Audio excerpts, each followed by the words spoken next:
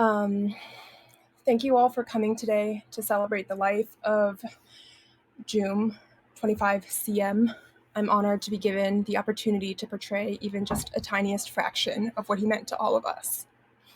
Honestly, it feels very bizarre that I'm giving this speech when I've only been close with him for such a short time. I'm not able to speak on Joom's childhood or family life.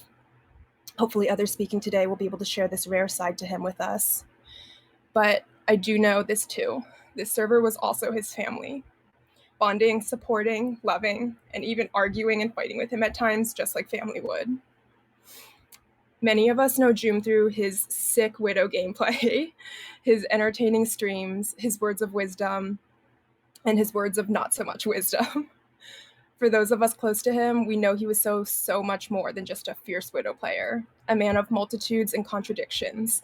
He was compassionate and also brutally blunt and honest. He was so intelligent and also kind of a moron.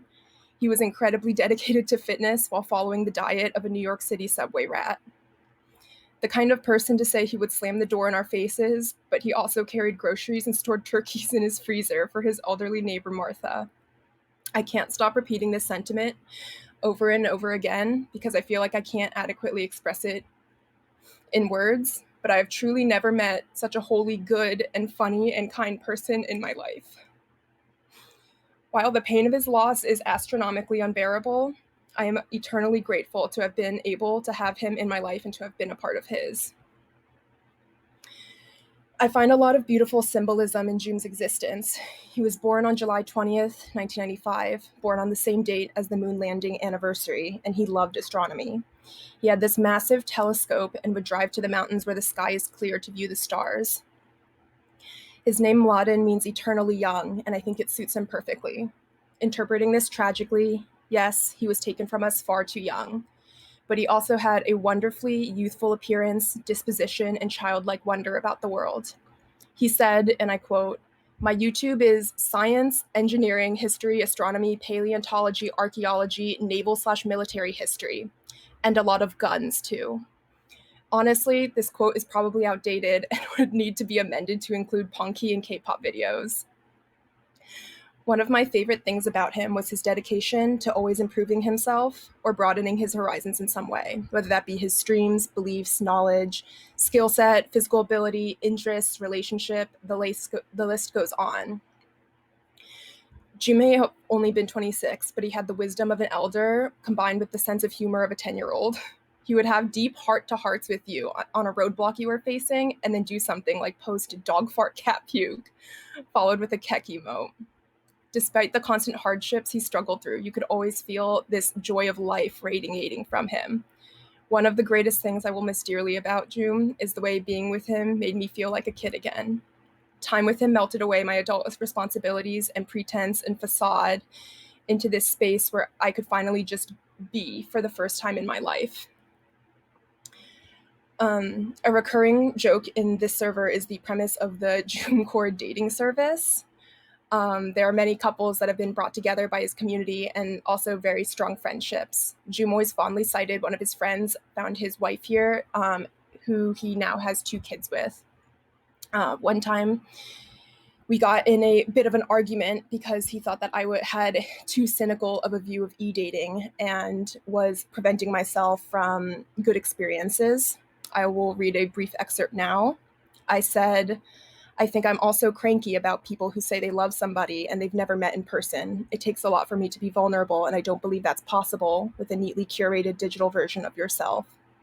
And his response was, "I don't know, that's a difference in perception and could be argued either way. I again disagree though. I feel like when we were there watching a movie together, just fucking around, I was with you guys in the same room. You understand how hard it is to find somebody like you, right? You guys have so much shit in common. Good luck finding that elsewhere." That's the basis of my whole argument on why e-dating is actually a good thing. You could live out 3 lifetimes back to back and could never hope to meet somebody who has so much in common that he has in you because we got the internet. I disagreed at the time, but now I understand. We could live 3 lifetimes back to back and never hope to meet somebody as special as Joom, but we did because we have the internet. A rare occasion where I accept I was wrong and he was right. Writing this has been insurmountably difficult. I, and I'm sure many of us, have been struggling so hard with moving on. To be honest, I don't think I can or ever will. The sentiment that he wouldn't want us to feel this way or he would want us to be strong does not resonate with me. But what has helped me just a little bit is thinking of him saying, "Don't be sad. Sad people are like ugly." The greatest lessons we can learn from Joom are both the kindnesses he imparted on everyone around him, as well as the kindnesses he refused to give himself. Honor his memory with always working on becoming the best you can be, while accepting that no matter how much self hatred you may hold for yourself, let people love and support you even at your perceived worst.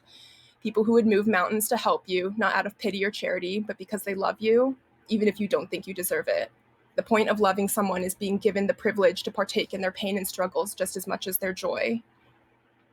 Your worth is not attached to how well you can provide for others or being someone other people can rely on.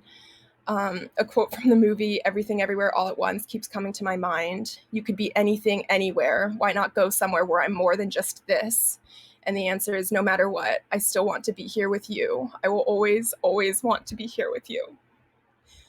Joom, I will always, always want to be here with you. I feel your absence everywhere and in everything I do, and I look forward to the day this feeling of absence turns to presence. All these words I rambled just boil down to me saying, I miss you more than words can convey, and I will carry the impact you left on me for the rest of my life. Thank you for everything you've done for us. Thank you.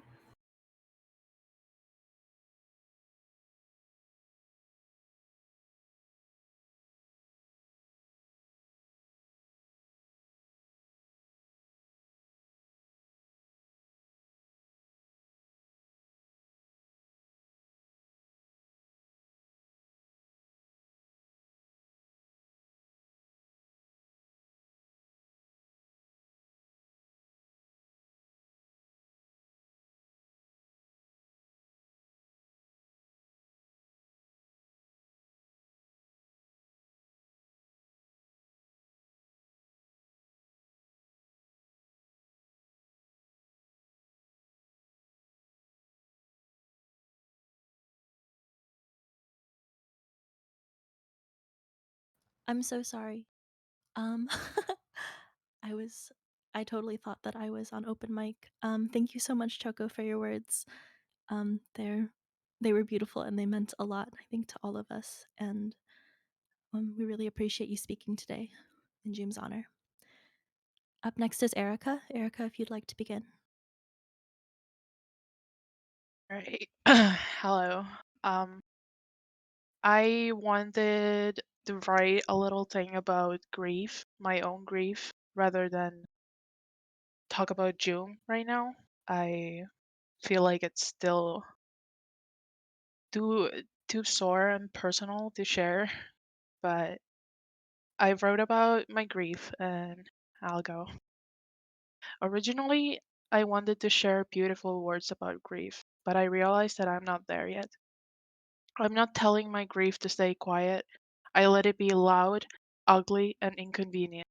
The pain I carry in my heart feels so heavy and hollow at the same time. All I have is unspent love. Love I want to give, love that has no place to go. That love is gathering up in me, and it's so ugly and so heavy, and I'll have to carry it with me always.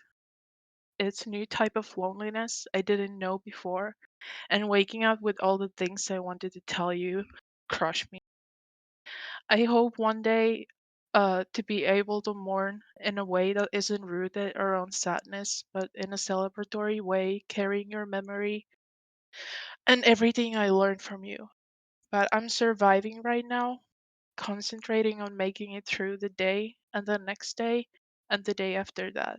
It's the best I can do right now. Thank you for listening. Thank you very much, Erica. I think we all really feel that. Next, we'll be having DJ speak. DJ, whenever you're ready. Hi, thanks everyone for those kind words. It was really beautiful to hear. I will keep I will keep it light and mostly talk about what I knew him best for. as a kid, as a childhood friend of more than 15 years. He joined our school at, I think, third or fourth grade. Instantly, everyone liked him, and he was kind of a class clown, but everyone liked him, including the teachers that he would make fun of. I know later in life he kind of regretted making their lives a bit harder than they needed to be, but he grew as a person later and understood it. But as I said, even the teachers liked him a lot and didn't mind it at all. I know he was really competitive from a young age, and that's why he was really good at all the sports he played. Everything in school, football, basketball, whatever the kids get to play. He was just good at it, one of the better people in class. So I think that was his competitive side that later showed in gaming how good he can be. I know that his brother, even though maybe later in life they fought a bit or had some disagreements, they were really close friends, of course, brothers when they were younger. And I bet Mihailo was a big role model for him, even if Jum never admitted it or never wanted to. I know he played all the same games as Mihailo. They played the Perfect World International, some Chinese MMO, both on the same character. Mihail played American football here in Novi Sad, and Jum also enrolled in that. So I think they were much, much closer than Jum would maybe like to admit. But it was really, really nice brotherly love. And of course, he was like a brother to everyone. Many of the Serbian friends here in Discord wrote that Jum was their best friend, and I completely agree. He was mine too. Just he was so likable and instantly would gather a crowd around him wherever he was. And I'm happy that he got to showcase that to all of you guys. I know how much everyone from the Discord and even all his viewers that were lurkers meant to him, because I was there when we were setting up his stream. I'll just shortly mention one of his first mods, Sergeant Smith, or Steve as we called him. He was like the first, second, or third mod in his channel. He was setting up Nightbot. That all doesn't matter. What matters is that Steve met his wife in Joom's channel. He wrote about it in Discord. He's a really close friend of mine now, even though we never met. Internet works in mysterious ways. He met his wife in Joom's chat, and now they have two beautiful kids and live together. Before that, Steve had a really, let's say, shitty adolescent life with bad life decisions and just living day to day. And that all changed when he met his future wife in Joom's channel, and that's one of the more beautiful stories that I know from the chat. But later, as the channel grew, I would talk to Joom a lot, and he would send me all of the Reddit posts that he would make just so I upvoted, and he upvoted from the second channel, so he had at least 3 thumbs up from the start. He would love to see the channel grow one by one views. He would spend the nights just watching his stream counter or whatever it's called, Streamlabs, just go up, telling me, wow, we got 50 more followers and my average view count grew. And that's how I know he liked what he was doing. He was forced, of course, to do a job as a small streamer, so it was not an easy life, but he would stream and do it all for all of you guys. Some of you came later, but that's all fine. He loved you all equally, and I think streaming really meant a lot to him. And I don't know, I didn't really write anything. I just wanted to ramble on a bit from what I knew him from. I'm really sad that I didn't talk to him too much in the past. Well, let's say past 3 or 4 years, we would only talk for a little bit, maybe once a month. I would hop in on the stream, talk to him a bit, or write him a message. It was always he was happy to see me. I was happy to see that he's still on stream, and I hoped I will get to meet him again. Or we're gonna talk some other day. So that's when it really hit me when he did what he did. When I knew that there was no other day for us. And we all get to suffer now, but hopefully he's in a much better place for him than what he felt uh, this world was for him. I know he struggled a lot, but I also know he helped a lot of people that were struggling. I know I had a pretty bad surgery when I was 17, and I was only left with a few friends because that's at the time when kids were most active going out. I had a lot of restrictions, and I had really few friends back then. As I said, File and Joom helped me a lot. I can't really place it on the timeline if he was leaving for America then or already left, but I know even in the later years, as I was heavily medicated, he was helping get through those days. And I know many, many stories I read on this Discord about everyone he personally took the time and helped to get over the bad days. Everyone has them. Some people are destined to have much, much more bad days. And I know Joe made a lot of those days better, if not all of the lives of the people he helped. I will take all of his lessons, mainly for gaming, but also many, many for life. I think he taught us all a lot, and we are all sad to see him live in this way. But as I said, if there is a better place, I hope he's in it now. If not, he is at least not suffering anymore. I really don't know how to end it, so maybe this would be it. Thank you all for listening. Thank you so much for speaking. It was really great to hear about Joom and how he grew up and how he's gotten to where he is today. Up next, we have Auri, who also has a short story in Joom's honor. Yes, thank you. Um, I wish I could speak to what June meant for me, but I'm afraid I don't know how to fit that into words.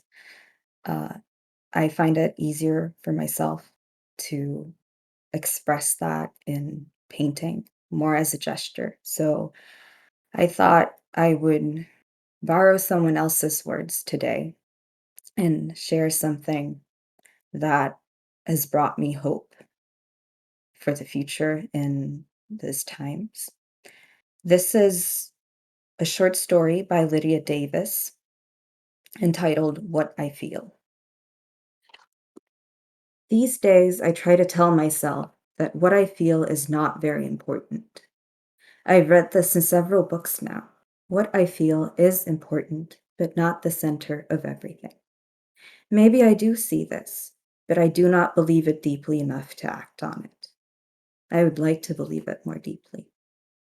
What a relief that would be. I wouldn't have to think about what I felt all the time and try to control it with all its complications and all its consequences. I wouldn't have to try to feel better all the time.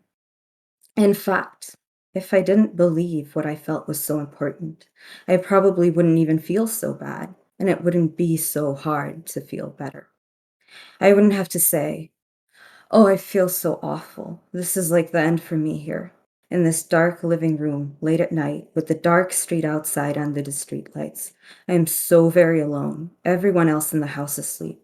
There's no comfort anywhere. Just me alone down here. I'll never call myself enough to sleep. Never sleep. Never be able to go on to the next day. I can't possibly go on. I can't live, even through the next minute. If I believed that what I felt was not the center of everything, then it wouldn't be, but just one of many things off to the side, and I would be able to see and pay attention to other things that were equally important. And in this way, I would have some relief. But it is curious how you can see that an idea is absolutely true and correct, and yet not believe it deeply enough to act on it.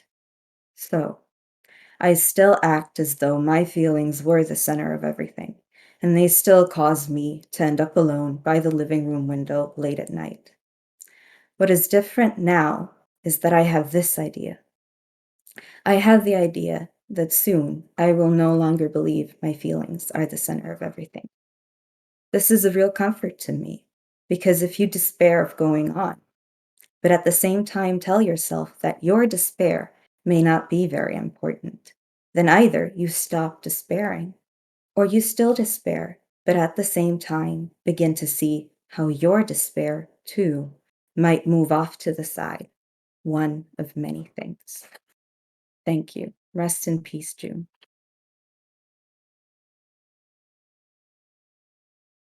Thank you, Ari. Next, we have Dingo. Would you like to say a few words? Thank you. Yeah, I'd like to say a few words about our friend June from my own personal experiences. I feel like that's likely to resonate enough, so I'm going to keep it brief. Thanks for listening.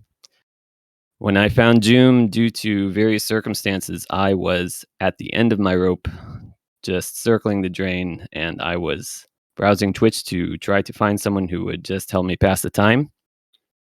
I found some guy who was really loud and funny and juvenile, spilled milk on his nuts.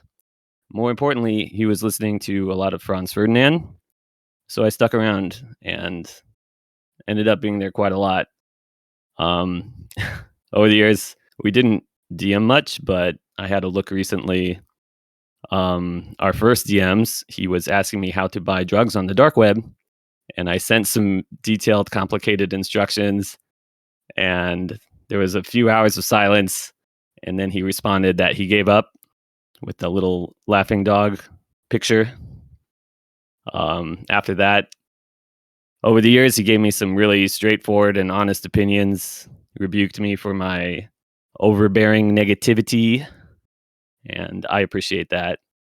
Likewise, I think I got mad at the way he was treating someone once, and he immediately thanked me for speaking out. He said I should always do that whenever I feel that way. So, it's been 5 years, and I would like to thank him for some things that happened in that time. June, thanks for entertaining us without expecting compensation. Thanks for having opinions and speaking up. Thanks for being open to change. Thanks for growing a wonderful community. Thanks for hanging out when I was alone. I can't help but think sometimes, given our kind of respective circumstances, why did I make it? And of course, you played no small part in that. I might have made it out without you, but I wouldn't be who I am because I was inspired by you, your curiosity, your infectious humor, your selflessness, and more importantly, your potential for positive change. June, I wish I could have seen the person that you would have become. I hope in some way you're united with the infinite universe that fascinated you. Thank you. Thank you very much, Dingo. Next, we'll be having Anna speak and read poetry in June's honor. Anna, if you'd like to start. Hello. Is my mic okay? Sometimes it is weird. Yeah, it's perfect. Okay, thank you. All right. There's a lot of memories I think I could probably share.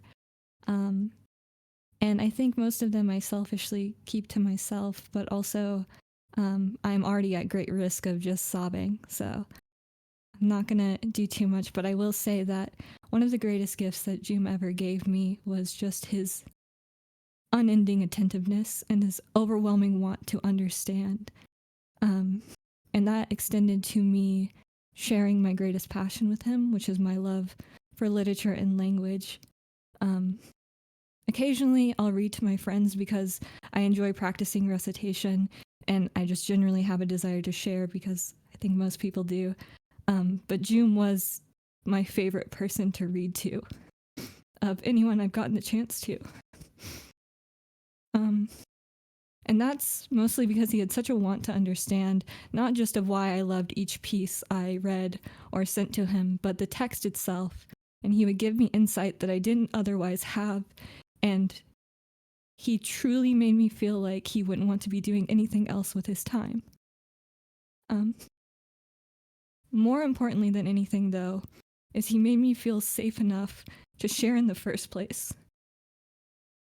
I am an overwhelmingly anxious person, but that safety he offered, I will never forget.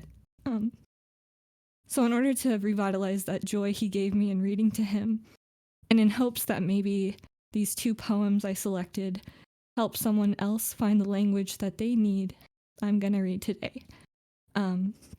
I'm also gonna post the poems in chat. I know chat's kind of moving kind of fast too, but if you can grab it and maybe open it in a different tab, I know it can be difficult to listen auditorially sometimes, so I'll post them in chat as well.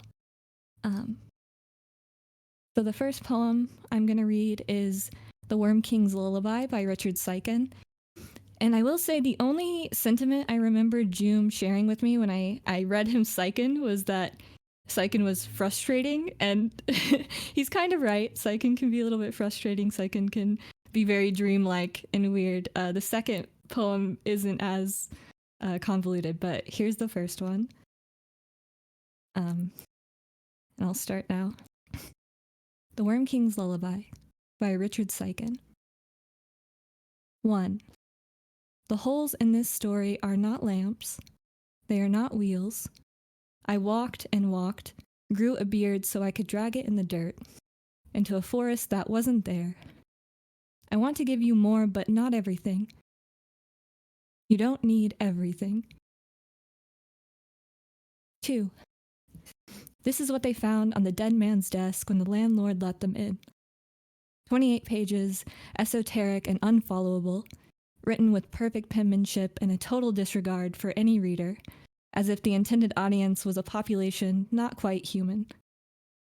Angelic script, says the detective, lifting the pages, feeling their heft, and he wonders what he means because it isn't. His partner nods but ignores him. A park bench, white roses, dark coats and white roses, snow and repetitions of snow. It's hard to read, but pretty much how they found him, dead on a bench in a black coat, the snow falling down. Twigs and black birds, snow and red horses, the ghosts floating up, the snow falling down. The detective is weeping, and the black coat. 3. Someone has to leave first. This is a very old story. There is no other version of this story. 4. It's getting late, little moon. Finish the song. It's not that late. You are my moon, little moon, and it's late enough. So climb down out of the tree. Is it safe? Safe enough. Are you dead as well? The night is cold. It is silver. It is a coin. Not everyone is dead, little moon, but the big moon needs the tree. There is a ghost at the end of the song. Yes, there is. And you see his hand, and then you see the moon. Am I the ghost at the end of the song? We are very close now, little moon. Thank you for shining on me. 5. He was pointing at the moon, but I was looking at his hand. He was dead anyway, a ghost. I'm surprised I saw his hand at all. All this was prepared for me. All this was set in motion long ago. I live in someone else's future. I stayed as long as I could, he said. Now, look at the moon. Okay, so that's the first one. And I have a second one. Yeah, I have a second one. And this one, yeah, very much love that poem. Very much reminds me of Joom. So the second one is called What the Living Do. And I already posted this in the Discord the day we got the news. So I'm going to post it again and then read it. And then that'll be it for me. So here's the poem. What the Living Do. Marie Howe. Johnny, the kitchen sink has been clogged for days. Some utensil probably fell down there, and the Drano won't work but smells dangerous. And the crusty dishes have piled up, waiting for the plumber I still haven't called. This is the everyday we spoke of. It's winter again. The sky is a deep, headstrong blue, and the sunlight pours through the open living room windows because the heat's on too high in here and I can't turn it off. For weeks now, driving or dropping a bag of groceries in the street, the bag breaking, I've been thinking, this is what the living do. And yesterday, hurrying along those wobbly bricks and the Cambridge sidewalk, spilling my coffee down my wrist and sleeve, I thought it again. And again later when buying a hairbrush. This is it. Parking, slamming the car door shut in the cold, what you called that yearning, what you finally gave up. We want the spring to come and the winter to pass. We want whoever to call or not call, a letter, a kiss. We want more and then more of it. But there are moments, walking, when I catch a glimpse of myself in the window glass, say the window of the corner video store, and I am gripped by a cherishing so deep for my own blowing hair, chapped face, and unbuttoned coat that I am speechless. I am living. I remember you. Thank you. Thank you so much, Anna. Those were both really, really beautiful. Now we are going to extend an invitation to other members of the community to reminisce or talk about their experiences with Joom. To start off with, we have Noonie. Noonie, whenever you're ready, you can speak.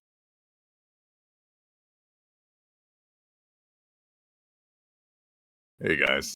To be completely honest with you, I don't really have anything written, so this is more of a conscious stream of just what's really just been going on in my head for the past couple of weeks. First of all, I'd like to thank you all for coming once again. It is probably one of the only things that have helped with the pain I feel so deeply in my heart, is to see everyone still come together at such a hard time and still just remember who June was. June to me, when I first met June, actually, I was scared of him. I don't know why. I can't really pin why I was scared of him, but I think it was just because he was so intimidating to me. He was just someone who was so unapologetically him, someone who just wasn't afraid to speak his mind, even if it created some awkward silences or some just weird discussion. But yet, I kind of envied him for that. And when I first met June, about like 2 years ago now, I was someone who would always just self deprecate. I would never give myself any credit. I would always bring myself down. And I remember one of the things when I first started talking to June, we were playing like Apex or something, and I just said some dumb shit to myself, and he kind of got mad, but yet he wasn't angry at me. More, he was just mad at the fact that I kept bringing myself down in front of him. And from that point on, he kind of taught me the meaning of self worth. From just him being so angry at me, yet just not being angry at me at all, which is the weirdest thing to say. Jim really, to me, was what a role model and a hero was. He somehow found a way from every close friend I've talked to of his just to give him a message. Just talk to him or DM them anytime he had the chance. And that's something that I see reoccurring in almost everyone. It's just he'll find a way just to DM you and see how you're doing. And I look back through my messages after all this, and I still just see things of him saying that he was thinking about me or seeing how I was doing. And I think that's just who he was. He just cared about people to the point where he could just almost care about everyone, which is impossible to me. I know a lot of people are still hurting, and it's really hard to just imagine. For me, at least, too. I still can't imagine that he's gone. For me to admit, I still DM his Discord account from time to time, expecting a response that I know won't come, but I like to think somewhere out there he's listening. I just keep updating him on how we're doing, how the Discord's doing, and how his friends are. And I know I'll never hear a response, but it's okay. To be honest with you, I'm not expecting one. I think it's just a way for me to cope with him being gone. I'd like to say, though, he really thought fondly of you guys. You guys were probably one of the biggest lights in his life. Me and June used to talk about our struggles a lot, whether it be money or anything. I remember one time we related to someone we knew having so much more money than us that we would kill for that kind of money, but then we realized that would make us murderers, so we didn't. But, you know, same thing with the trying to order drugs on the dark web, too much work, not enough effort, probably can't do it. So, you know, that one might be a little bit harder. But I don't know, it took a lot for me to admit that I was struggling with money, and for him, I know he was so prideful that he wouldn't talk about it sometimes either. But yet, he still just helped me cope with it, at least. Felt really nice not to have been alone in my own thoughts that time. I really don't know how much I can express how lucky I was to have met Jim. I still remember one of the greatest times that I've ever had with him, and that probably one of the greatest times that I've ever had is when for a week straight it was me, Joomla, Sleepy, I believe Crazed, and some other people. We played fucking Tarkov for a week straight. Straight up, like 18 hours, just stay up, go to bed, wake up, play Tarkov. And it was fucking terrible, but somehow we loved it. You know, Tarkov is the worst game I've ever played, and Joomla was definitely a bandito, as he was called him. Yet, though, I was happy with the fact that I got to do that with him. I remember the after days of hearing what happened to Joom, I would cry and then think about just playing with him for that week. Because for some reason, it just felt like that was him, just how he was. He would just chill, talk shit, get hit, shit talk, get hit, and so on and so forth. But it really was just like a trip I took with my friend. And I remember all of our close friends once wanted to take a trip to Vegas so we can all meet up. And I know now that I'll never get that with him. And it eats at me a bit, you know, to know that I've missed that opportunity. But somehow I find happiness in knowing that I spent a week with this idiot just playing Tarkov on the what we call the Tarkov depression angle. And truly, for all the money and wealth in the world, I wouldn't trade it. Joomla was one of my closest friends that I allowed myself to be weak to. He always had a way of doing that to you. You could be the most closed off asshole of a person, but somehow, some way, that motherfucker would find a way in, some angle to just push in through. Like he was playing fucking Widowmaker on Gibraltar. And that's what I loved him for. I love that he wouldn't give up. I love that he would find a way to make you feel better on any pain that you had. I remember I messaged June a couple of times because I know me and him both struggled with streaming consistently. And he would always tell me it'd be there. And I've been reading the DMs, you know. I'm probably, like a lot of us have, of just old ones we've had with him. And one of them I keep reading sticks with me a lot. And it's this one. Don't worry, there's lots of time ahead of us. As long as we are healthy and reasonably happy, there's plenty of times for things to fall into place. Till then, the most important thing is to preserve your well-being because you will need that for the future, my friend. And probably in those small sentences, I find happiness in now. I don't know if I'm reasonably happy, but I know I'm okay and healthy and I'm still here. I will never know the struggles that Joomla went through, because that's how he was. He was so prideful and cut off, yet when you did get to meet him and get close to him, you realize that you've found the sweetest man that the world has ever given us. Someone who will literally give you his all and wouldn't even expect anything back. And even if you did do him wrong, he would still give you a chance to forgive yourself. You would have to do a lot of dumb shit for Joom not to forgive you. Sometimes I would talk to him and tell him that he shouldn't forgive people, and he would tell me I'm an idiot. I'm just hateful. And it opened my perspective on it. He talked about this community as if he was talking about his flesh and blood.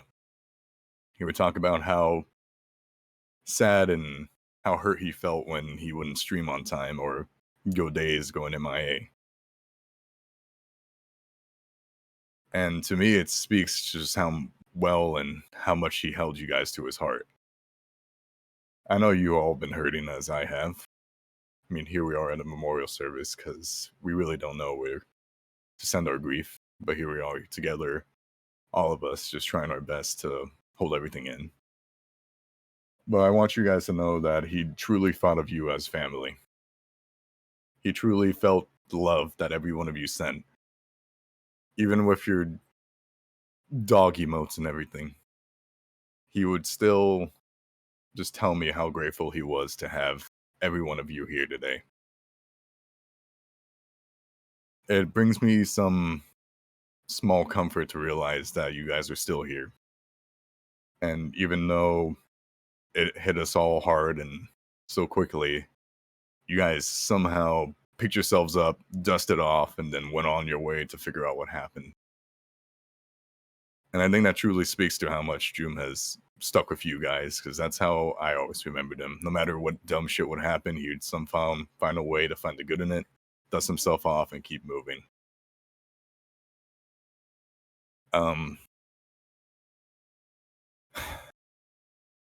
Joom really cared about you guys. And I'm so grateful that you guys gave him as much love as you did. Because I know if he had the wealth, if he had all the energy, he would have given you guys back tenfold of what you gave him. Because that's just who he was.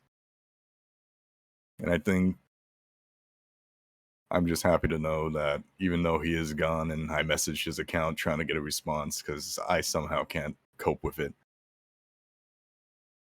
it brings me some comfort to know that you guys are still here as an extension of him. Because it's truly what you guys are. You're basically what he was. I mean, come on, half of us picked up his fucking vocab. You know, we all say basically the same shit. If not, we are just Joom's children who just say the same shit, pose the same dog. Like, hello, come on. Tell me we're not the same people. We are sheeple, as he would call it. We are the sheep, and we are just following him. Joom, you were my best friend. You were one of the smartest people that I've ever known, and I thank you for giving us all you had. Even till the end, you gave us as much as you could, made sure your debts were paid, just so you didn't leave any pain. I hope wherever you are, you know that we're doing all right. As hard as it is to admit, we are coping with the fact that you are gone. Sometimes during this week, I catch myself going outside and talking to the stars because I knew that motherfucker loved that shit, as if he'll hear me. And even if he doesn't, it's all right. I know somewhere someday we'll meet again, friend. We'll get that trip we planned. You'll tell me how not to be a dumbass again. You'll tell me how much you cared about this community and how much you loved them. And maybe at that time I'll be able to tell you how much they care about you. And I think in the last closing off words I want to give on this dumb fucking stream of conscious that I've given you all. As long as we are healthy, reasonably happy, there is very much plenty of time for things to fall into place. And it's most important that you all preserve your well-being for the future. Because I know deep down, even though he's not with us, he would want you all to preserve your happiness, your well-being, because of how much he cared for you. So I see you again, Bandito, until you can one-tap me in the head on Tarkov and say, oopsie, my bad.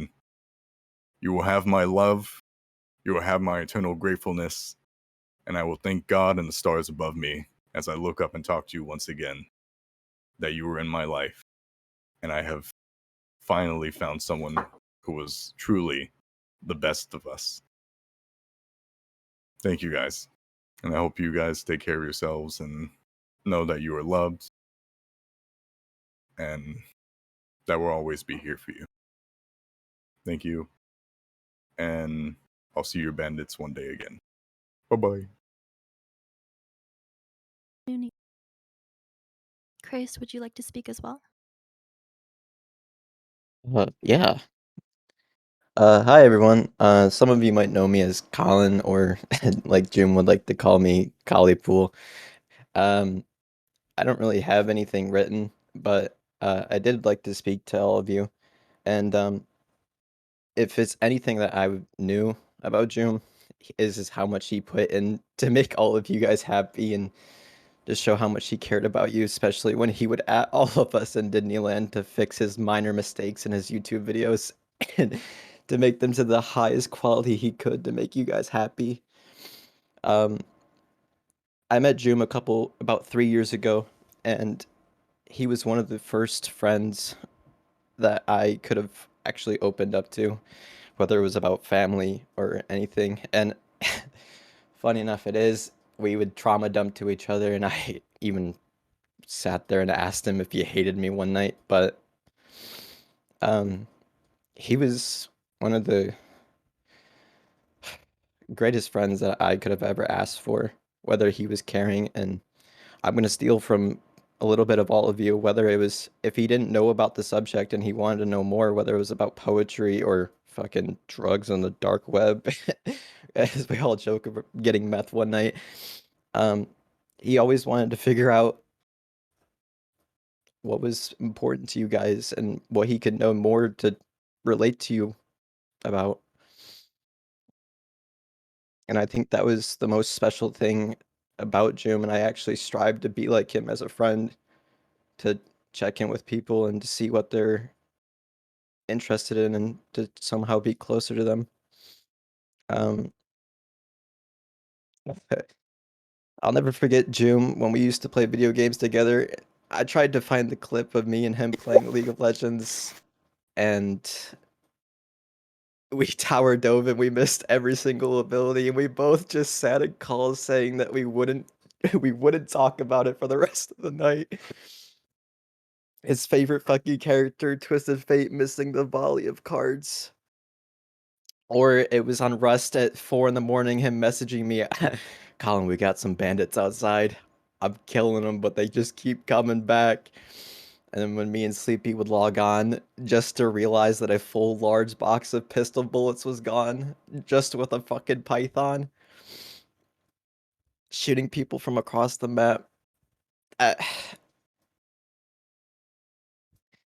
it hurts me the most to not realize that I'd be sitting here today missing those memories and wishing for them back. Um, like Noonie said, I also message him every time I get a tactical McDonald's.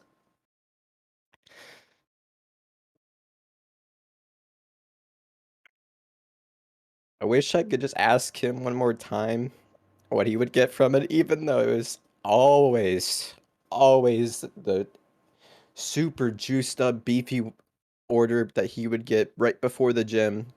Man was jacked, by the way. I don't know if you guys have seen him. That guy was huge. Or it was the classic deluxe chicken sandwich. But I'm glad to say that he was definitely the strongest out of all of us, and we all looked up to him.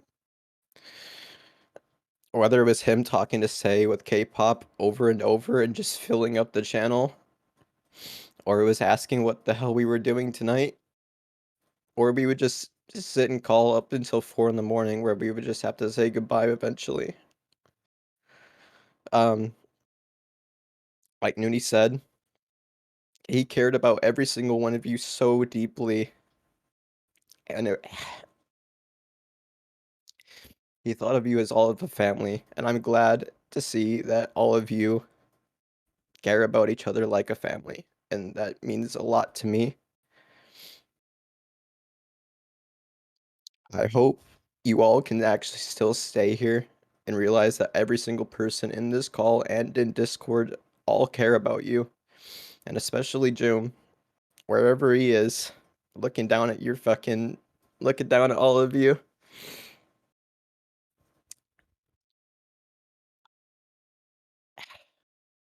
I really do appreciate every single one of you and everything that you have all said about your experiences. And it really does mean a lot to show how big of a character he was and how gentle of a person he was.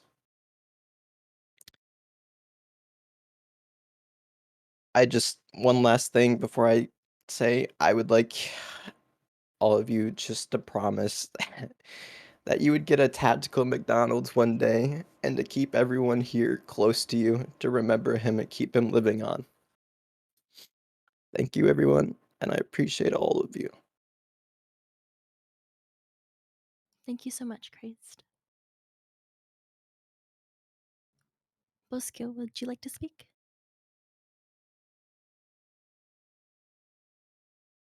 Can you guys hear me? Yes, we can hear you. Okay. So, I think I haven't written anything, but I just want to talk about just how positive of an impact Joom has had in my life. I I think I found Joom's stream when I was like 14 or 15 years old. So, at that time I was an average 14 or 15-year-old and not very pleasant to be around, but Joom was pretty tolerant of that, and he made sure to make me feel welcome, even though I was just spouting nonsense every 10 seconds. But then I get to college, and that first semester I had was a pretty rough time for me. But June was someone that was just always there for me. Like, we didn't even particularly DM that much, but sometimes we would just play League for 13 hours a day. And I know you're wondering how that's even possible, but anything's possible with June. Uh, I don't know, just him being constantly there. Like, if I wanted to talk about Jujutsu Kaisen or something, June was there. If there was a new Demon Slayer episode, June was there. If there's like literally anything I'd like to talk about, June would be there. And having that, having to scroll through my following and not being able to see June anymore was is something that still doesn't really make sense to me. But I think as life goes on, it's just something I'll have to come to terms with. I I even remember showing my little brother June stream, and he would always call Widowmaker the Joomla character, and that always brought me such joy. And June didn't even believe me when I told him that. Uh, I don't know. It's just very hard now.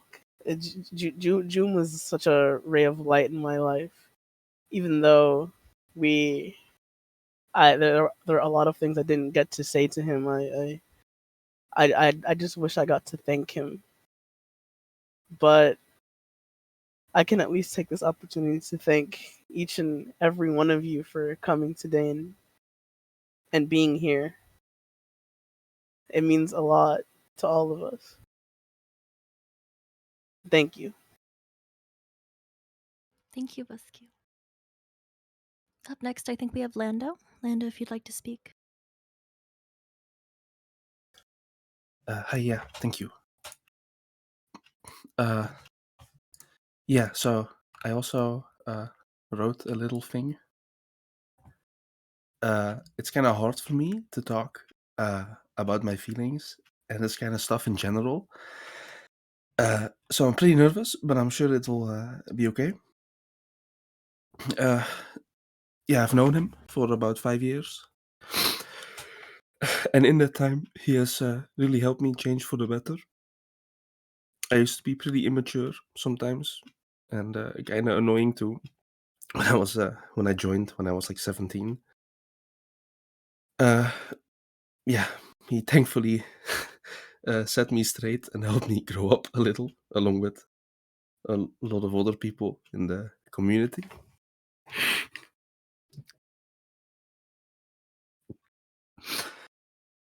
I looked up to him so much.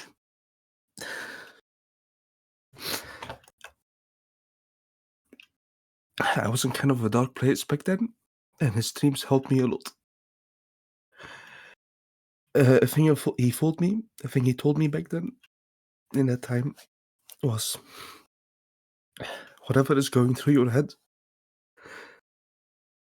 I hope you reach happiness somehow. And I think about it pretty often recently.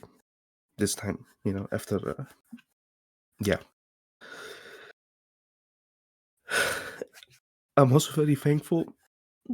I wouldn't have met my partner Erika and many other friends if it wasn't for him.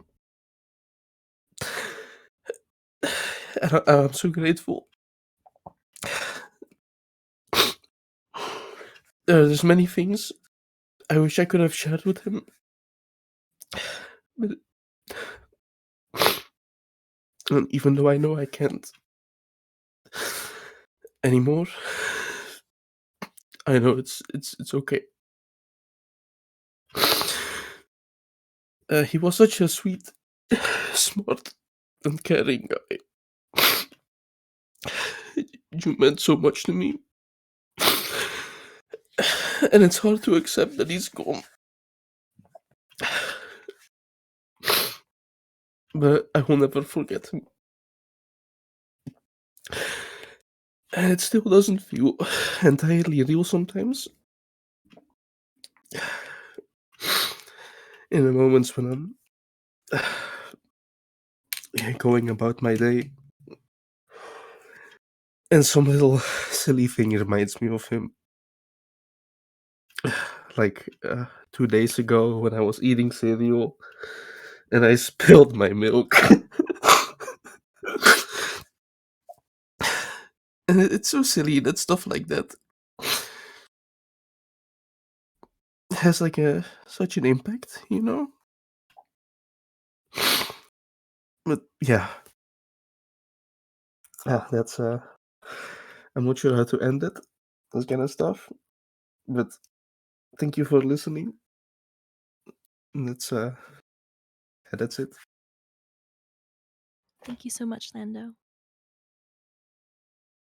Next, we have Evo. Evo, if you'd like to speak. Hey guys. Yeah, I wrote down some notes because if I was winging it, I would talk at length, and I would regret it later. So hopefully this is short. Certainly, it's sincere. Joom grew before us, and many of us grew along with him. I know I'm certainly better off for having met him, and even better off for having this community, which has been a source of support, almost a family, and certainly friends. And this place, Joom Cord, where we're having this, has been a home for years and years. And I know that we're all coming to grips with the loss. I'm glad for meeting all of you online and in person. I hope to continue to grow with you all. We absolutely were a point of pride in Joom's heart, and there's no reason that has to change. I look forward to our days together. It's definitely not as dark in the future. My takeaway is please be kind to yourself. Forgiveness. None of us is without some fault, but also take heed and learn from this as well, to leave room for yourself. The candle that burns bright burns faster. We love you, Joom. Thank you for helping those of us who thought we were lost causes. I love you, listener, community member, friend, and respectful fedora wearer for keeping him around, even though we say goodbye. That's all. Thank you very much, Evo. Next, we'll have Garbage. Garbage, if you'd like to speak. Oh, Jesus fucking Christ. Okay. I have a severe case of June brain, and I was expecting to just sit this one out and go to sleep and move on. And I wasn't gonna say anything because I wasn't really a person to know June or be close to June as much as other people might have been. And I think June has been a great inspiration for me to be a shitty widowmaker one trick. And that's not something I'm really appreciative about, but still, the memes were nice. Uh, the Nightbot commands before this whole thing, we went through Nightbot commands, and there were 600 of them that were from 5 years ago that I remembered being there, and I was there for some of the clips. And it's crazy that um, I joined this community back in 2017, and I just like saw this guy who's like, oh, this guy's is a good widow, but like not as douchey as Kefri. So I'm gonna watch him instead. And I looked at his Discord and I was like, wow, these guys have some nice fucking memes in this Discord. I'm gonna stay in luck. And I looked there for 3 years. And after 3 years, I've actually mustered the courage to communicate through increasingly garbled Zoom face in general chat. And for the past 2 years, I've been here and I've been shit posting my best. And for the past 2 years, uh, I've met some of the closest friends that I wouldn't be here today if not for them. And some of the people that I've met here are people I love and I care about deeply. And I'm glad that I've met them. And I'm glad that I can show up here and just shit post and be myself and feel at home, even at the highest of caffeine highs in the summer heat, playing dog shit fucking quick play with a six stack and emptying my brains out. But even at the worst of the worst, even at the most dog shit moments, uh, at times when, you know, I wake up and I feel like I just, I wish I didn't, and shit feels grim and awful. I I remember that like I can get up, I can take a shower, I can pick up my phone and do a fucking Wordle and post it in general chat and hope it looks like a Nell or a penis and have an argument about Wordle with someone. And it doesn't look like it doesn't sound like much, but like it's the little things that keep me sane, keep me alive, and keep me engaged. And um, if not for Jim, I wouldn't have been there.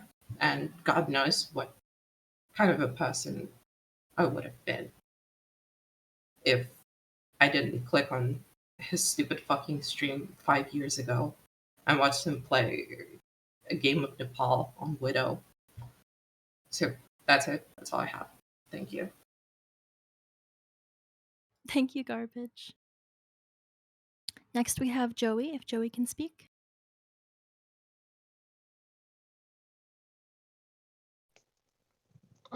Yeah, okay. So, I barely knew like Joomla at all. I barely went to his streams.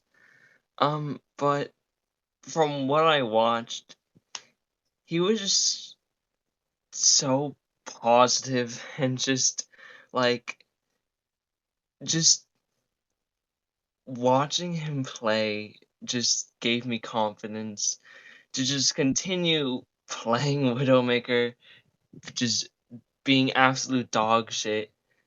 And like it was just like really difficult after watching like him play to not want to play Overwatch as dog shit of a game it is. It's just he was so inspiring, and I got a boost of energy around him. Uh, and his positivity is just something that like there isn't enough in this world of his, and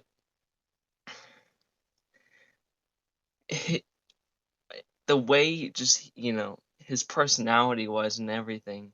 It was just so easy to watch him for hours and just goofing in chat, just like, and when I heard about his passing, I didn't think it would affect me a lot, but then I had a really long cry to my brother, and told him like how much I want to spend with the people I love, how much time I want to spend with them, how much I want to cherish that. And something that just brings it like that even more of a goal for me is just that my dad has dementia and I never got to say goodbye. He's still here, but he isn't here how he used to be. So saying goodbye feels pointless because it's not him anymore. And I just wish that I spent more time with him because I enjoyed his presence. And that's what Joom has made me want to do in life. Just enjoy the time I have and spend as much with the people I love and make more people that I can love. That's about it. Thank you very much, Joey. Up next, we have Aang, who has volunteered to speak. When you're ready. Yes. Hello. I wasn't gonna talk, but just because it feels so painful, and I don't really have words to make it feel better to anyone. But I just wish June would know that I've struggled a lot with myself with suicidal thoughts, and seeing him go is hurts so much. And I wish it wasn't I wish it wasn't like this. I wish there was another chance. And when I first discovered him, I was just this 17-year-old girl who was so lonely and wanted to find people who I could connect with, and I did through him. And if it wasn't for him, I would probably would not be here today. And I hope that I hope that he's not. I hope that he's not in pain, and I hope that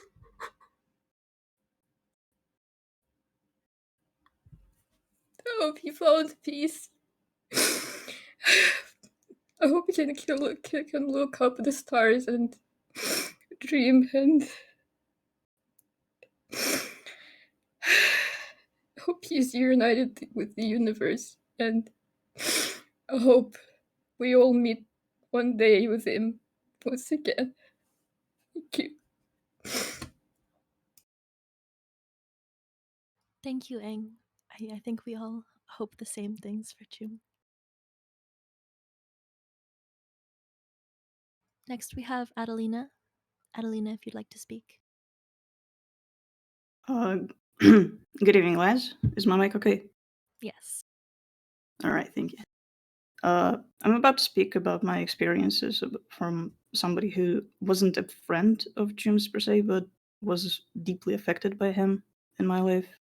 And I'm about to touch on some very sensitive topics, that ones that might be triggering for some. So if you would like to step away, that would be the time to do so. Yes, Adeline Apex Legends. Hello. Uh, I've also met Jim when I was about 17 years old.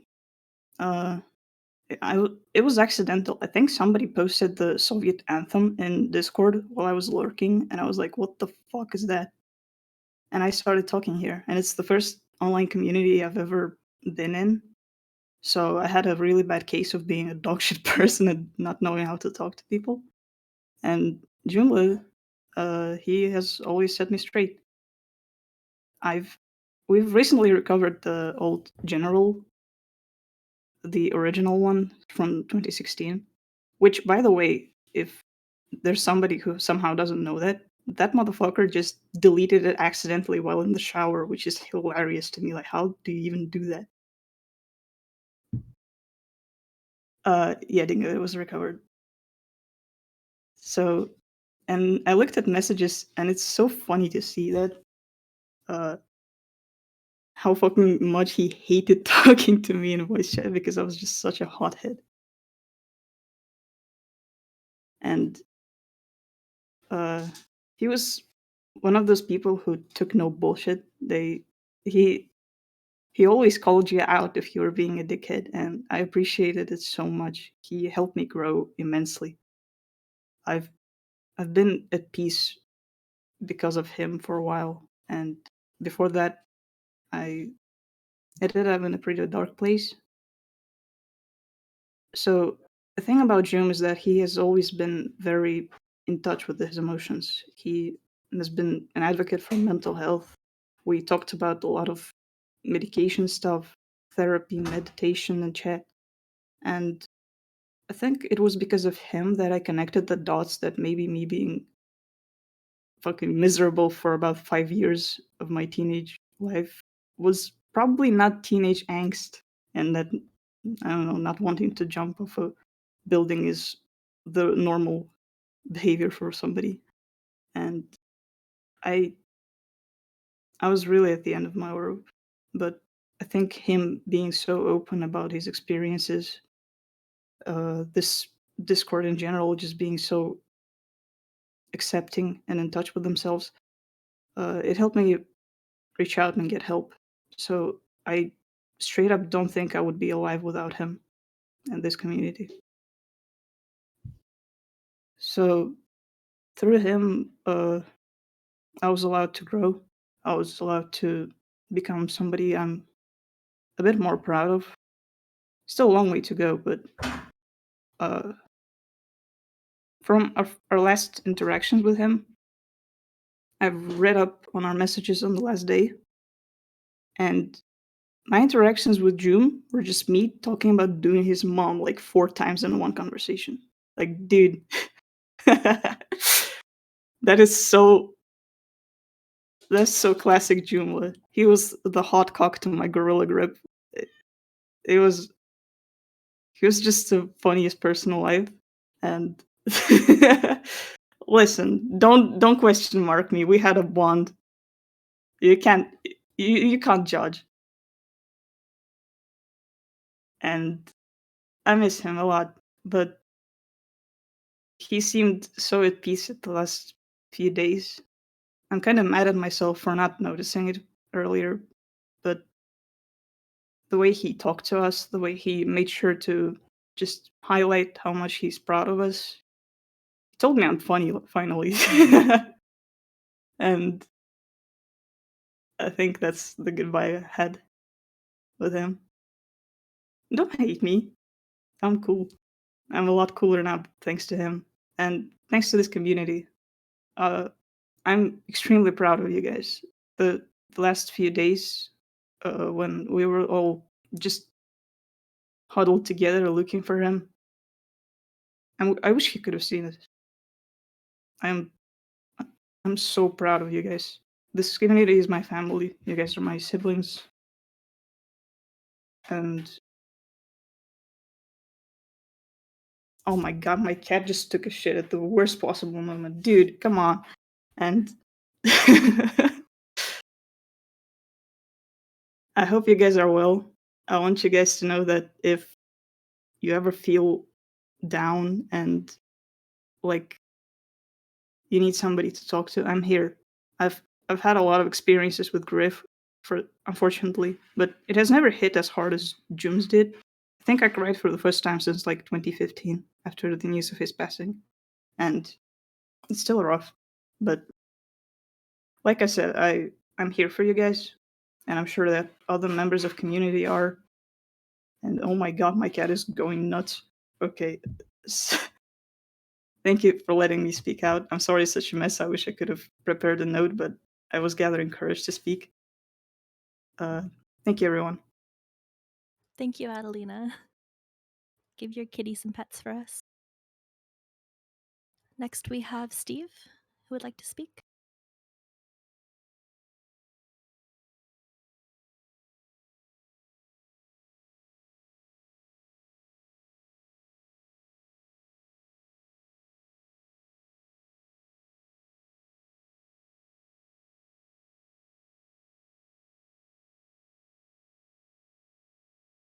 I think Steve is having some technical difficulties. If anyone else would like to speak as well, you can tag one of the mods in the text chat for this voice channel to get permissions.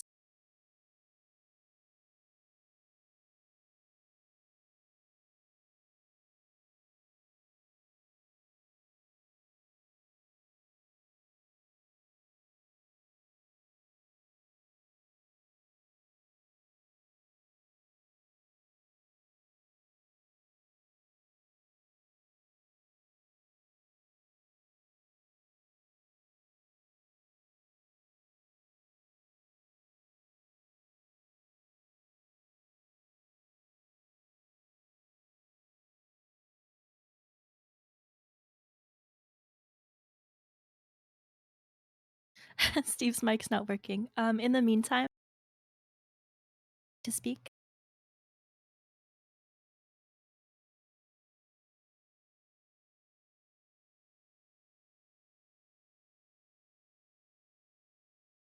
Oh, sorry. Sophia, can you speak if you'd like to speak?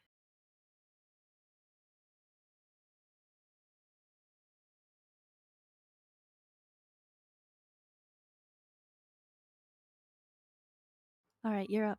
I've got you. Testing, 1, 2, 3. Yep. All right, lovely. Hi everybody. I am a very inconsistent person in this server. I pop up every few months. I talk about hair and Joom just lets me. He's never once complained when I have overflooded the general chat with just use conditioner. I found Joom like almost 4.5 years ago, almost 5 years ago, through friends. And then I saw Erica in the chat, and in my mind, I was like, wow, this could be the shittiest stream ever, but Eric is here, so I'm gonna stay. Thank God it wasn't. The way that he has inflicted not only my vocabulary, but through me, like my coworkers' vocabulary, people who've never even known him just go big randomly now. I've the first time I ever talked to Joom, I was typing in general, trying to think of something funny, and he just at me goes, "Just click enter, idiot." Um, which is very much him. And him and I'm not gonna say that we had the best relationship. We didn't have like huge relationship. But he was somebody who was important to people who were important to me. And when I think of Joom, I think of the fact that he was a constant in in my life and my friend's life. Anytime I couldn't sleep, I could just click on this chat and he would be talking shit about astrology or any random thing, which is funny because he is such a Cancer man. He hated it, but man, he was a Cancer. And it fit so well. That's what I've been saying. Yeah. Man was a crab through and through. I would love to one day make his chart. But he he was just such like a constant, and it doesn't quite feel real that he's no longer there. He would never listen to your chart. He wouldn't. He would not. He would be afraid of what it would show. Let's be real here.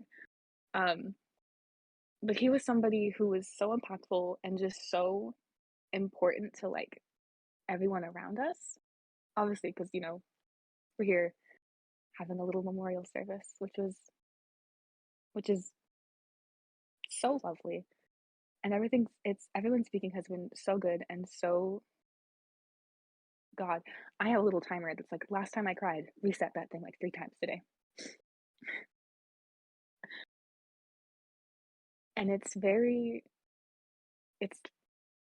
there aren't really words because I'm not going to pretend like I was the closest person to him ever, but seeing his impact on people is just so mind-boggling. The love that he had for us and the love that we all had for him, and I know that he knew. There's no way he didn't know that it was also reciprocated. Um, is incredibly beautiful, and that's what I'm trying to remember him by was just the fact that he would call you an idiot, but he would love you regardless. And I miss him, but it is comforting to know how much he loved us. And I don't think that's something we're ever going to change. I don't think that's something that any of us will ever forget. He is eternal through us. So thank you. Thank you, Oh, Sophia. 8 p.m., 8 p.m. Let's go. Thanks, Sophia. Steve, do we want to try again? Can you hear me now? Yes, we can. All right. Well, first of all, hello everyone.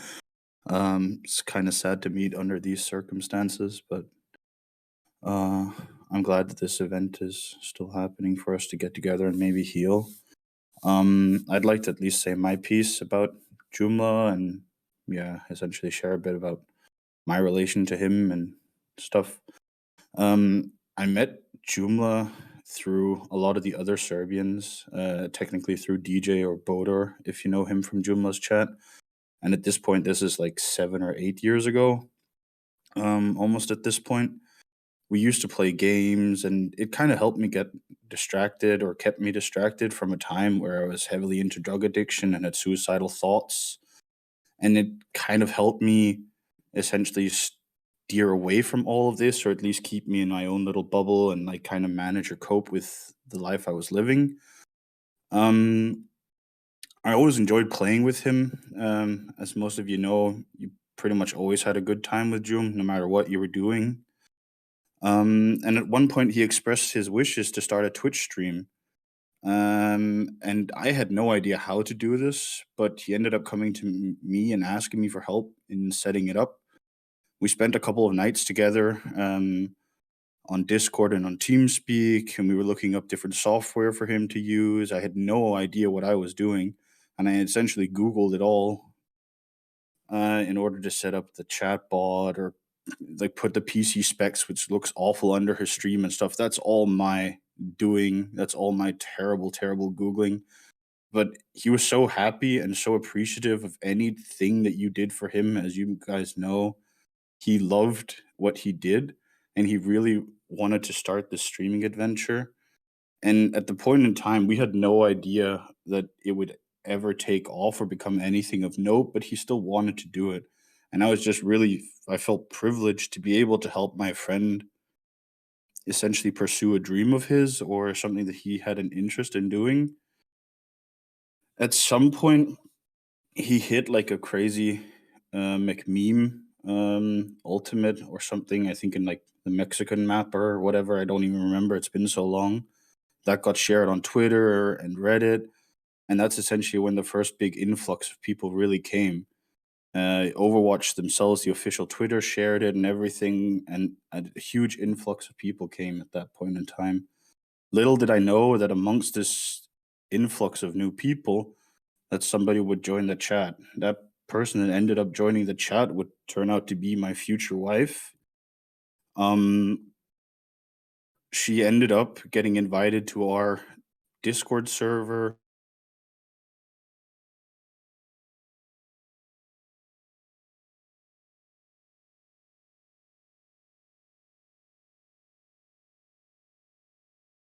Oh, Steve, you're muted and deafened. Oh, right. yeah, He I think I'll let him know.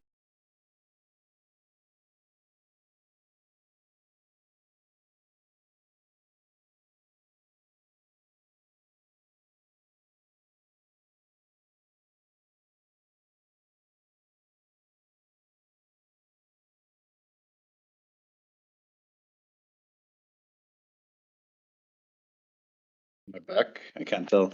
Yeah. Well, yeah, I don't know what happened. It cut out. Yeah, but we ended up, as I said, we ended up having kids and everything, and we were sat on the couch when I got the news that Joomla had died, and I had to look at her with like tearful eyes, and she was essentially busy doing something else, and she immediately knew something was up, and we spoke about it, and it felt so weird because the person that brought us together was no longer here, and it hurt very much because I don't know, like what essentially seemed to bring me out of this depression and help me get on in my life and actually become something and find somebody to love and to move on with. That person was no longer here. My friend of several years, almost a decade, just gone. And it felt absolutely surreal. And I always thought it was nice when we spoke about it always felt nice when we spoke about like where we met each other. This was such a strange thing, and it was so unlikely that something like that would happen. And I don't know, I always kind of think of it now as like it was Joom's gift or blessing to our life. Like he's blessed so many others just by his presence or something like this. He would always give, he would always spend time with me playing games or talking, and we would talk about deep topics, we would talk about stupid memes. Like you all know that Joomla was just a very special person. He had a big impact on many people, which is why it hurts so much that he's no longer here with us to share in, well, both sadness, tragedies, but also the happy things and stupid memes.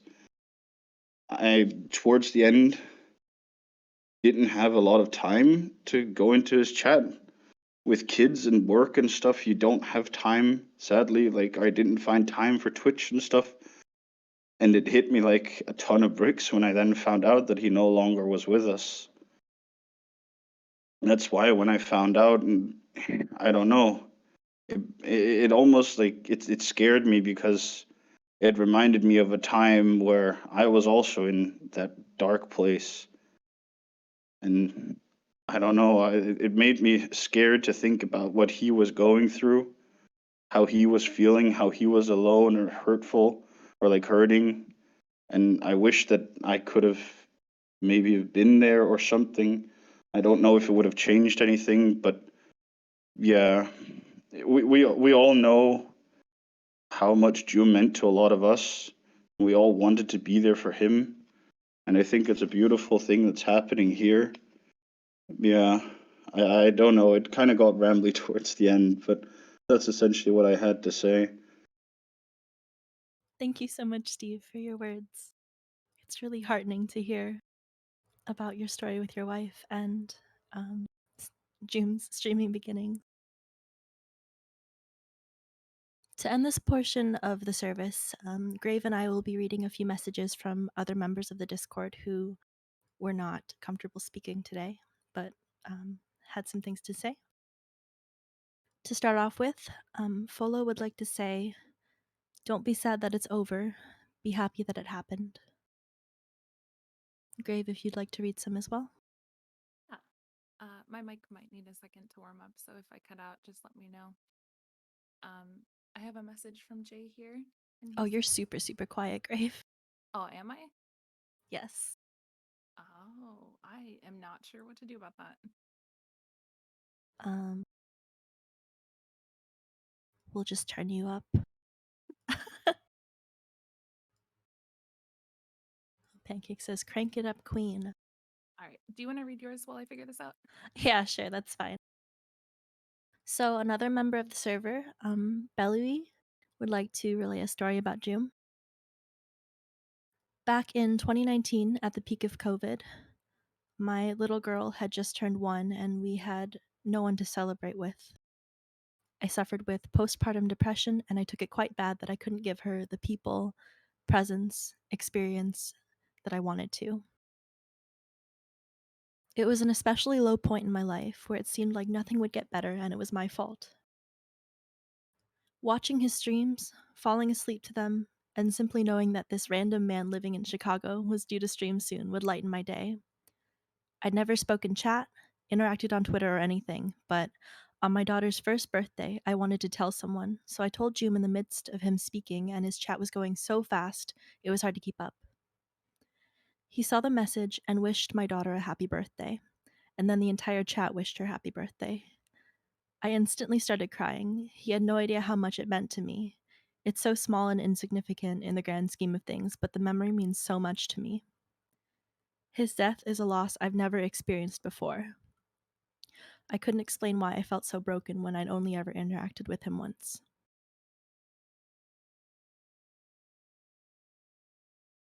Pancake would also like to say, here are my thoughts about Joom as I ranted desperately to Skiesti. And he says, well, I'll be blunt. I've just been miserable, just forcefully existing, switching between denial and numbness. Part of me was wishing it was a lie until I heard the news of his proper burial. And then it hit me. It was real. He's really gone and was laid to rest. The world really did lose Mladen Babic, and I really did lose Joomla without a proper goodbye. I'm still sad I'll never be able to make any more memories with him, talk about our dumb history documentaries, talk about the gym, about linguistics, make fun of incels and deranged bigots. I'll be good like he wanted me to. I want to embody his values, just be a good person to the people who mean the world to me and give me company and coziness where I need it. I hope he has peace, solace, and liberation. I'm relieved that he has at least stopped his suffering, and it feels like he's put an end to this divine comedy that he wanted out of so bad, and I hope that no one ever feels like that ever again. Grave, is your mic working okay now? Is my mic working okay now? It'll work, I think. Okay, I can still turn it up a little bit more. Hold on. I think you're good, yeah. Okay, all right. I'll just get really close. I have a message from Jay who says, when I heard the news of Jim's passing, I was in disbelief. Someone shared the Twitter thread where he said, aim is not stored in the balls, my queen, when schooling someone on how gender doesn't equal skill in video games. In that moment, I was hit with so many emotions that I'm still processing. I didn't know Jim well or for very long. Might have only been about 5 messages in his chat, but watching him play Tarkov or Overwatch are memories I hold very dear to my heart when I'm feeling down and out. He just had such a calming presence, and lurking in his streams was always a delight. It's heartbreaking to know I won't hear his voice speak new words or hear his silly lines like the wolf when playing Hanzo ever again. I think it's important to remember how much people affect our lives and how much they really do mean to us, and above all, to act on those feelings.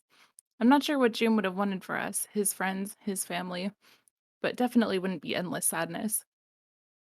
I can't say I'll be a part of the Discord much, but seeing everyone here share music, memes, advice, and have conversations has really filled my heart with warmth for what Joomla did create and the legacy he left behind.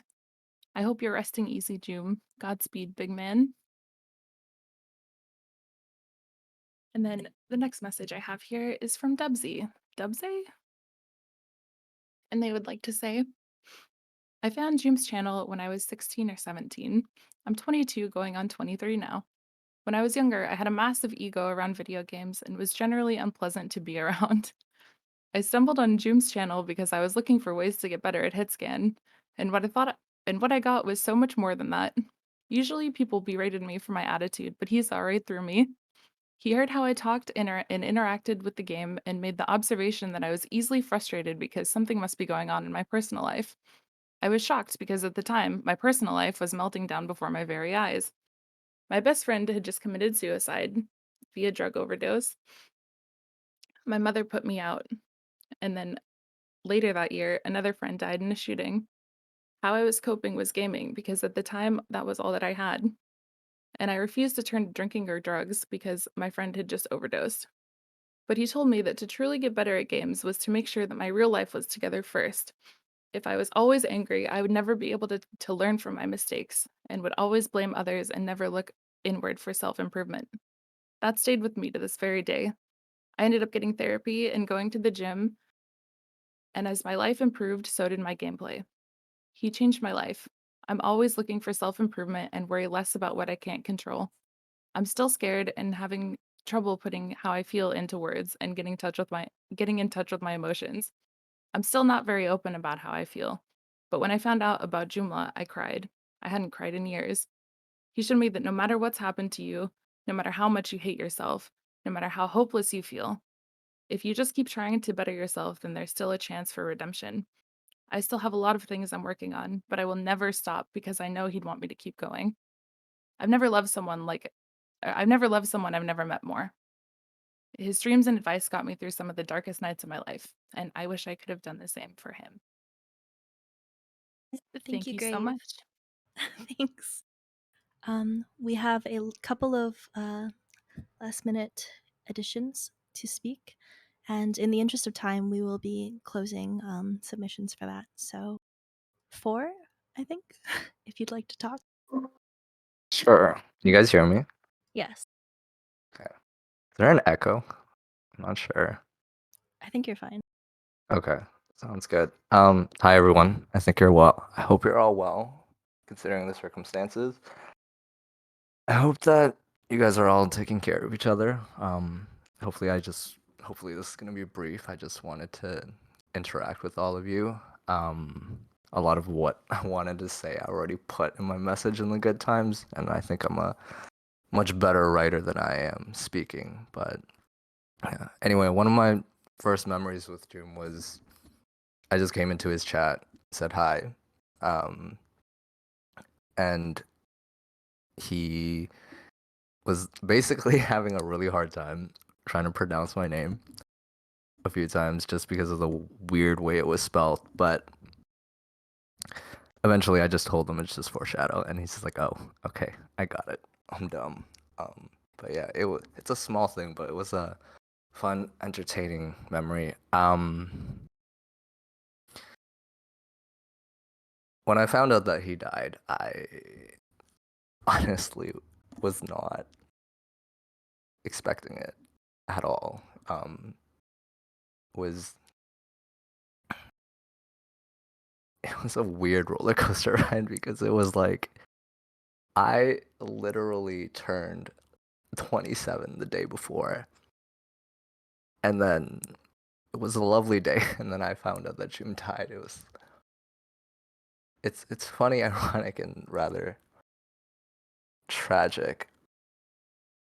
And to add on top of that, it was my ex that told me, which we haven't spoken to in like 9 months. But yeah, and it hit me so much harder than I thought it would. Like thinking about it now, it makes a lot of sense. But at the time, I was like, we didn't really have a big relationship, but I did really enjoy his streams. But then just going through the days, I realized how much of an impact he had on me. Like I knew that he had a big impact, just to really feel it after he was gone. Like he just all the things that he's said, the years that he's entertained me, listening to his rants, hearing his perspectives. It was all wonderful, but yeah. And I really regret not getting to know him better. And I also wish I spoke to you guys more often, or I wish I had more interactions with you guys, because you guys have been a lovely bunch of people, which I've discovered more and more like this past week. I think I've only chatted with a few people in general chat during his Twitch streams, but yeah. But I really want to thank you guys and Joom for the community that he's built. Like, it's wonderful. You guys are a wonderful group of people, seeing how well each of you support each other, how kind you are to each other. Yeah.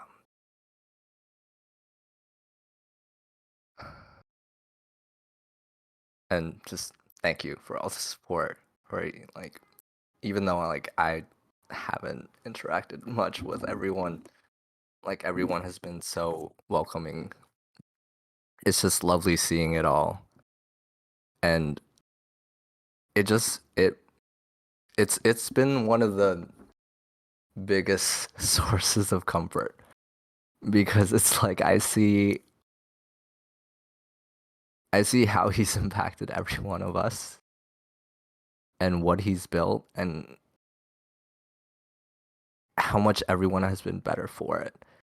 And like, even like through this memorial service, I'm like, I see so much of him in us, like all the good parts. So it's like, just hearing you guys talk about anything, it's like he's still here, and and inarguably he is in those ways, and it's been really comforting. So thank you all. I hope you are kind to yourselves, and thank you for sharing the space. Thank you for. Lastly, we have Andrew RK. Andrew, Hi, if you'd like to speak. everyone. Thank you so much. I knew Joom for about 5 years. I discovered him, gosh, I think I was 27 years old, and I was living in Seattle. I had just found out some pretty horrible news, and I had to move back home with my parents, and just happenstance, I stumbled across his stream, and I would watch him every night, and God, to ungodly hours he would stream, but I would stay up for every single minute of it and just enjoy it and cackle at all of the stuff that he would say in his streams. He had such a fun and entertaining chat, and I was just like baffled when I heard the news. But one thing that I really always appreciated about Joom, and I've talked about this in the Good Times chat, but in Overwatch and just gaming in general, it's filled with a lot of misogyny and homophobia, transphobia, just lots of hate going on. And like, someone had said something super horrible in voice chat, and Joom just shut it down like immediately. And I remember just really respecting that and feeling super safe with his community. And like, if Twitch back then had like, how they have a recap of which emotes use the most, like June Pride for sure would have been mine, because I spammed that shit as much as I could in his chat back in the day. When I moved back to California, I really needed to get a job, and like, I wanted to work in the Overwatch League so bad. And honestly, a lot of people that I knew didn't really support me too much, but I talked about it with Joom, and Jim encouraged me and just like really pushed me to go for it. And I ended up getting a job with the Gladiators, which was a dream come true. One thing that was really spoke of Jim's character was I was given a bunch of Overwatch League skin codes like that I could give away because they were going to expire soon. So I gave them to a bunch of people that I knew. But Joom was the only person that was like got back to me is like, hey, like I gave these out in my Discord. Everyone really loved them. Thank you.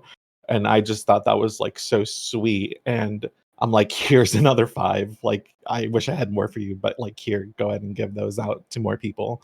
And I just thought that was so caring of him. I remember when the VIP badge feature came out on Twitch, I made him a VIP in my chat because I wanted to make sure I never missed a message of his.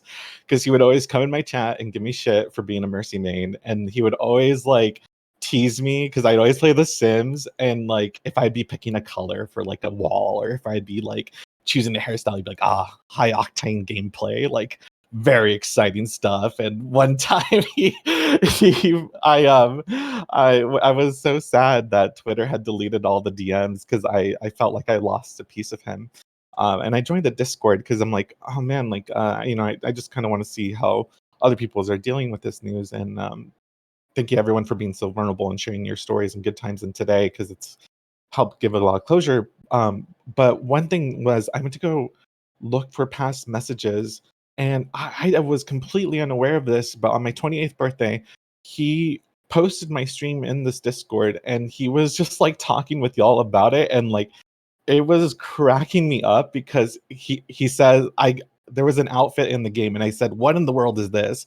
And Joomla says, like, looking at that costume, and it elicited zero emotional response from me. It's a fucking outfit, who cares? But he is just feeling it, dude. And he was just like he was just like, I didn't know people cared about The Sims so much. Like he's doing things with The Sims and they just care.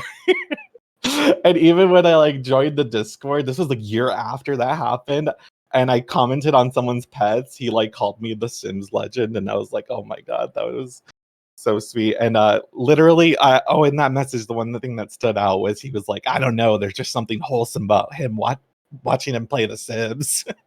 And he called my sim a disaster, and rightfully so. He was a disaster. And this was the sim in question. But yeah, I really, like many of you, I watched him for so many years, and I unfortunately did not keep in touch with him as much as I would have liked to in the last couple years. I actually thought of him too when I was playing Overwatch 2, and I was lurking in his streams. I wish I really would have said something. But I'm always have positive memories of him, and yeah, thank you all so much for all of the very lovely stories and sharing your fond memories of him. I really appreciate it. Thank you so much. Thank you, Andrew. And thank you all for listening to all of us speak about this. To conclude our little service, we're going to be playing some clips that people have requested for us to watch. I'm going to be sharing my screen, so give me just a second to set that up.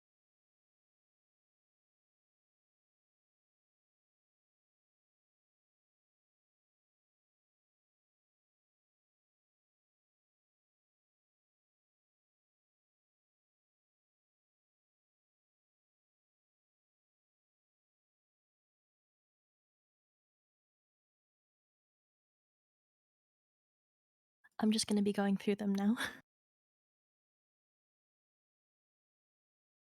The sound is probably going to be really loud, just as a heads up.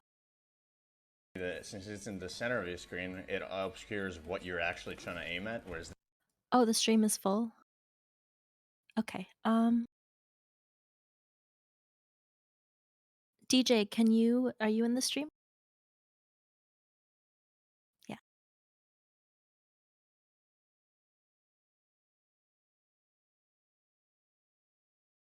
Is he sharing, or yeah, okay, if he's in, that's good. Okay, if everyone wants to go there, then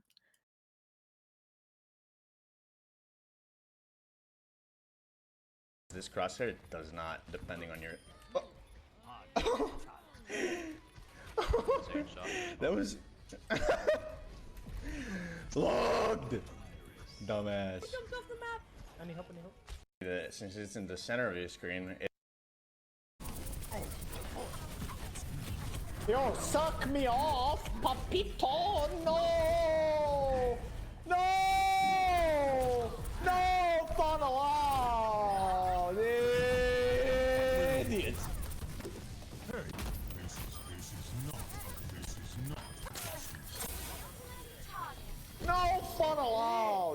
characters. I'm playing the highest IQ of all characters after Arissa, dude. How does he do it, Chad?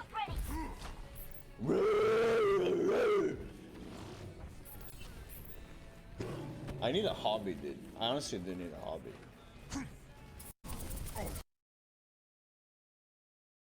What is up, dude? Bald Paladin pulling out the wallet. He's like, I was about to swear, Chad. Look at me. I can't, dude. Oh. I should. Oh my god. What is up, dude? Jim's so fucking stupid. I love him. No one can hide from my sight.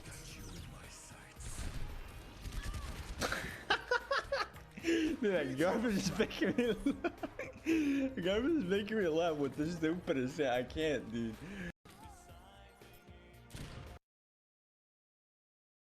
Shit.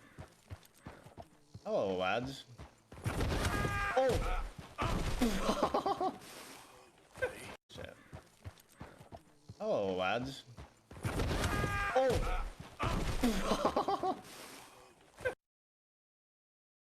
Knock, knock. Who's there? This dick idiot! Whoa, whoa. Oh, you're so funny. Oh, you want to fight me? I eat the brain of the monk knee. What the? We gotta focus. Holy shit. Knock. How the fuck do I get up here, dude? Oh shit! How the fuck do I get up here, dude? Oh shit!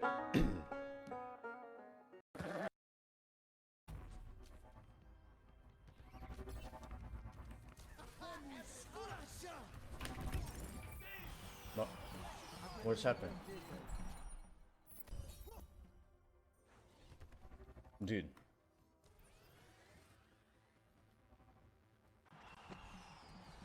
Team!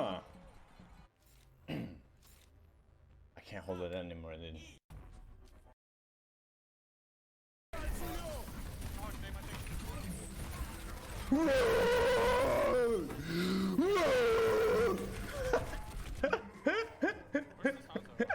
Holy shit. I need help, dude. Oh my god.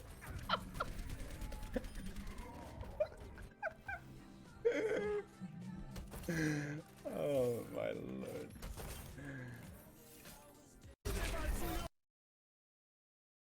Oh.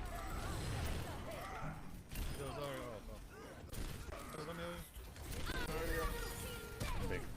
Oh, I'm gonna flank it. Oh!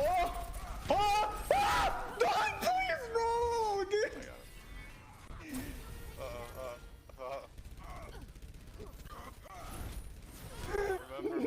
No!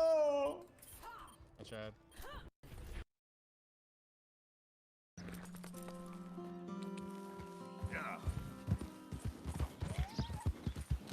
I haven't fallen off my horse once today, chat. My horse is reformed, is what I was about to say.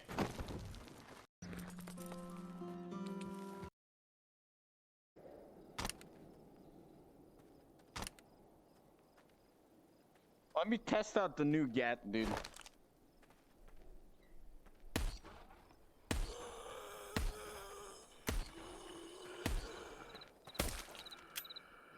It's... Oh shit!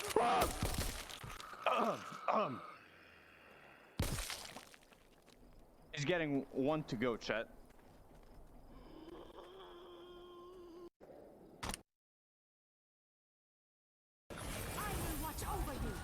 Res me. Yes.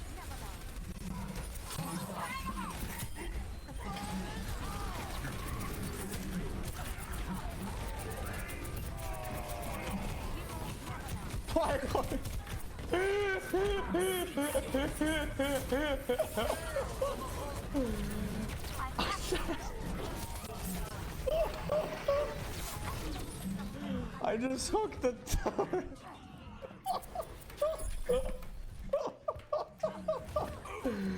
Holy fuck.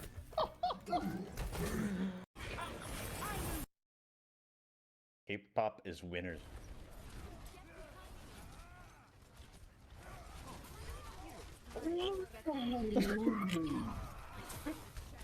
Another look, come on.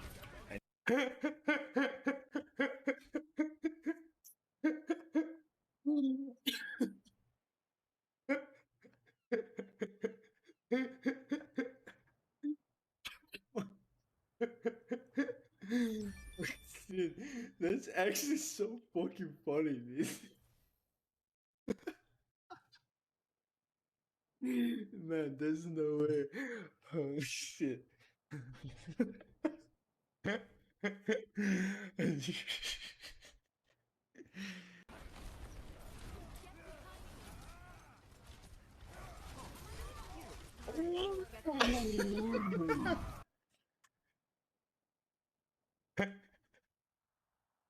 Cape.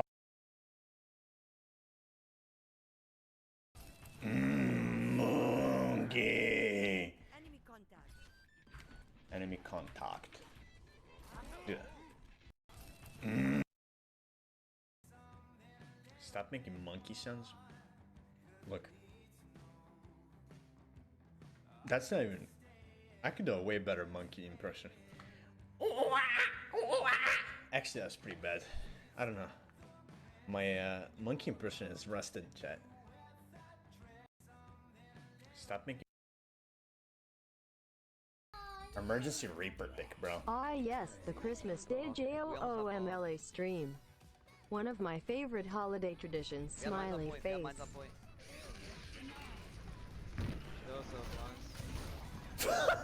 I'm getting trolled.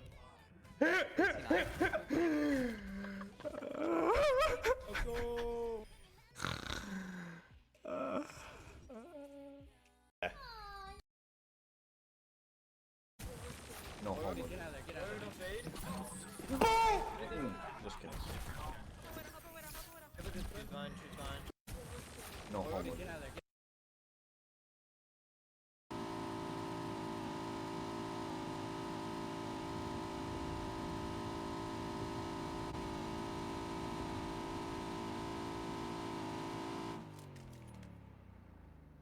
What the fuck? I didn't click a single button, dude. What the fuck is wrong with this game, dude? This fucking game is so dumb, dude. What the f-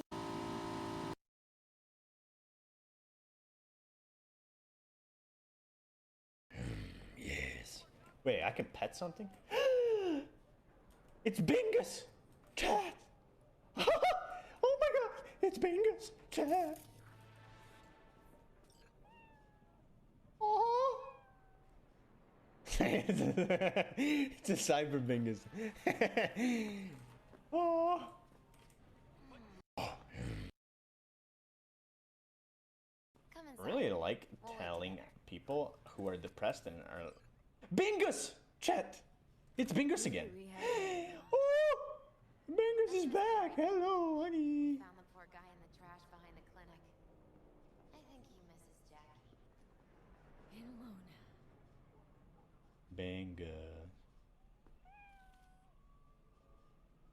Bingus. Anyways.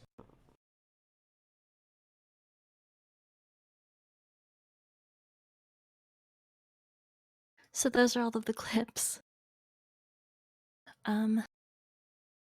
To kind of end the service, we hope that you all take Joom's spirit and energy and kindness with you moving forward. And a popular quote that's read in remembrance of people who we hold dear is friends are like the family that you choose. And I really want to say that Joom chose us and we chose him, and we will continue to choose him in memory every day. We love you, Joom, and we'll miss you dearly. Thank you all again for coming to our service today. Thank you, everyone. Thank you for attending. Yeah, thank you guys. Much appreciated.